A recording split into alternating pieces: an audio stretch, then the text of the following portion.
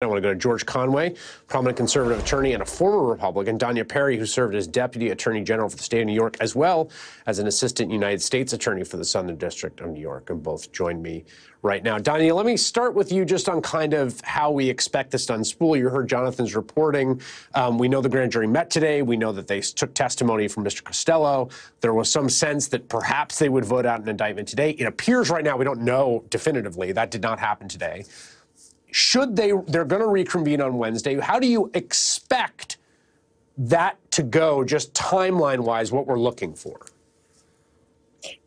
So, yeah, that was the last step in this process. And former President Trump was extended more courtesies than is often the case. So he was allowed to put in a defense witness, and the grand jury could have requested more information, and the district attorney's office could have provided Michael Cohen as a rebuttal witness, but chose not to.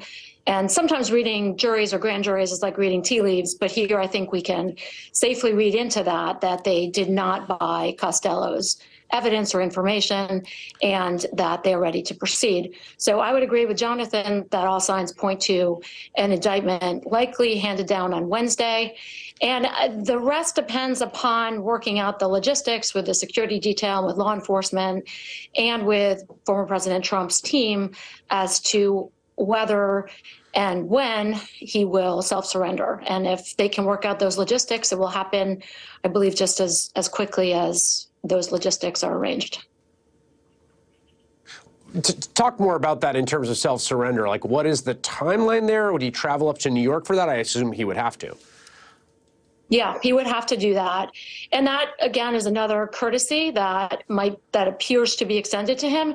And that's not really unusual when you have a first-time defendant, a white-collar defendant, a high-profile defendant, one who does not present a flight risk. They will be offered that courtesy. And so he would be given a date and time to surrender to law enforcement, and he would have to get himself here, bring his security detail with him, and then go through the process just like any other defendant. He'll be printed, he'll be photographed, he'll be processed, and he will appear in front of a judge and be arraigned. George, obviously this is not the first prominent politician to face this kind of thing. Sitting Senator Menendez in New Jersey went through this. He was subsequently acquitted of the crime. So this is something that happens occasionally. Are you confident, having a sense of the man's psychology as you do, that he will actually do this by the book and self-surrender and just get it over with? I'm not confident of that at all. I think anything is possible with this guy. I think he could decide to drag it out to create more controversy. I mean, he's capable. I mean, this is the man who was going to refuse to leave the White House 2 years ago. So I don't think we will be able to know what he's going to do until he actually does it.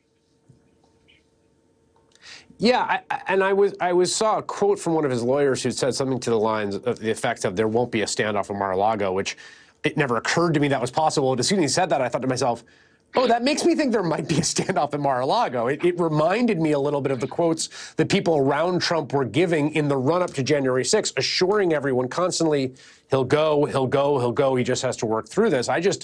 To your point there, given the record before, given what he did on the classified documents, when there's a fork in the road between complying or pressing the envelope, it seems like he likes to push the envelope, and this is another such fork in the road, George.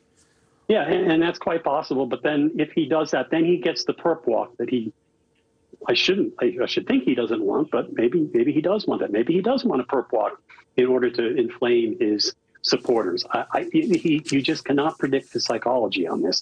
He will go back and forth, and we will see what he does when he does it.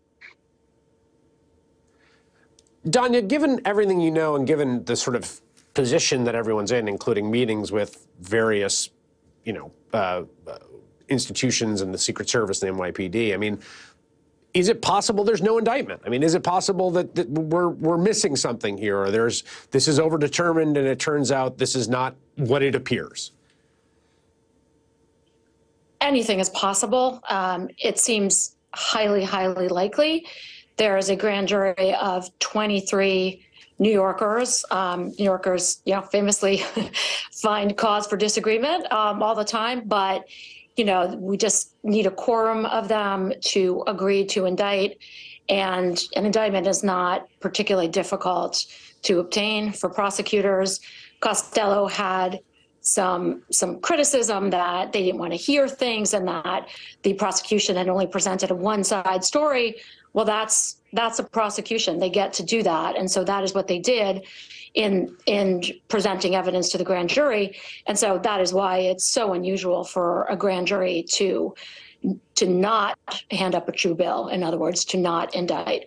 So given the sequence of events here and the fact that it appears to have played out, that the defense witness has already testified and that the prosecution has foregone calling a rebuttal witness, it does appear that it's all wrapped up and that the grand jury will vote on Wednesday. Again, there's always a possibility. I've seen it maybe once or twice in my 20-something year career where a grand jury declines to indict. In that case, sometimes if the prosecution believes that that's the direction the grand jury is going to go, they can pause and they can see if there's additional information that the grand jury needs. But based on the fact that the grand jury didn't even want to hear from Michael Cohen, I think it's unlikely that they will decline to indict here. George, over the weekend, that one sort of post by the ex-president about take our country back, you should protest, I think it had a lot of people feeling, kind of reverberations, echoes of January 6th, the will be wild instruction to his followers. You've seen Kevin McCarthy, Marjorie Taylor Greene, others tamping down that idea. And I just wonder what your read on that response from Republican leaders, that they clearly are freaked out and don't think it's a good idea to have Donald Trump calling people out in the streets. Were you surprised by that reaction? No, I think they should be terrified at what Donald Trump could bring about. I mean, he may not get a big crowd this week if he's brought to justice in Foley Square there, but he's going to be pounding on this for months, the way he pounded on his fake election lies for months. And that has an effect. We don't know. And this is the first shoe to drop. We're going to have more cases. We're going to have the one in Georgia. We're probably going to have a federal case or two.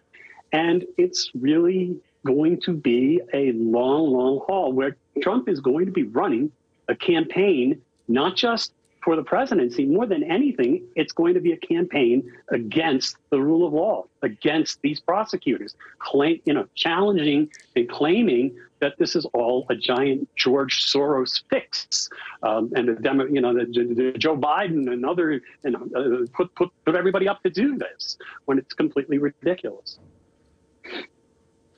Yeah, not only that, the stakes individually, personally, for this man who's 77 years old, I think, will be, staying out of incarceration, which will clearly be, really puts a fine point on it. George Conway and Danya Perry, thank you so much for joining us tonight.